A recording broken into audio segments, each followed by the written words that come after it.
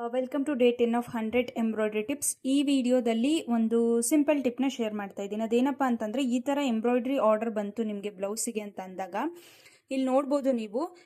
ಇಲ್ಲಿ 5mm ಬೀಡ್ನ ಹಾಕಿ ಅದ್ರ ಮೇಲೆ ಆರ್ಚ್ ಟೈಪಲ್ಲಿ ಶುಗರ್ ಬೀಡ್ಸ್ನ ಹಾಕಿದ್ದೀರಾ. ಸೊ ಈ ಥರ ಆರ್ಡರ್ಸ್ ಬರುತ್ತೆ. ಈ ಥರ ಆರ್ಡರ್ಸ್ ಬಂದಾಗ ಯಾವತ್ತೂ ಶುಗರ್ ಬೀಡ್ನ ನೀವು ಒಂದು ಲೈನ್ ಹಾಕಾದ್ಮೇಲೆ ಅದ್ರ ಪಕ್ಕ 5mm ಬೀಡ್ ಹಾಕ್ತಿರಲ್ವಾ, 5mm 4mm ಯಾವುದಾದ್ರೂ ಬೀಡ್ಸ್ ಹಾಕಬೇಕಾದ್ರೆ ಈ ಶುಗರ್ ಬೀಡಿಂದ ಈ 5mm ಬೀಡ್ಗೆ ಸ್ವಲ್ಪ ಡಿಸ್ಟೆನ್ಸ್ನ ಮೇಂಟೈನ್ ಮಾಡಿ. ಯಾಕಪ್ಪ ಅಂತಂದರೆ ಇಲ್ಲಿ ನೀವು ನೋಡ್ಬೋದು, ವರ್ಕ್ ಮಾಡಿ ಆದಮೇಲೆ ರಿಂಗಿಂದ ಕ್ಲಾತ್ನ ತೆಗೆದಾಗ ಈ 5mm ಬೀಡ್ ಏನಿದೆ ಅದು ಸ್ವಲ್ಪ ಈ ಶುಗರ್ ಬೀಡ್ನ ಒತ್ತಾಕ್ತಂಗೆ ಹಾಕಿ ಈ ಶುಗರ್ ಬೀಡು ಸ್ವಲ್ಪ ಸೈಡಿಗೆ ಬಂದಂಗಿದೆ. ಅಂದರೆ ಈವನ್ ಆಗಿ ಈ ಶುಗರ್ ಬೀಡ್ ಬಂದಿಲ್ಲ.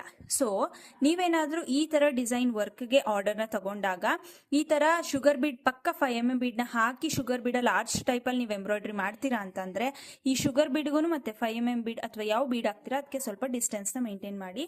ಸೊ ವರ್ಕ್ ನೀಟಾಗಿ ಫಿನಿಶಿಂಗ್ ಆಗಿ ಬರುತ್ತೆ.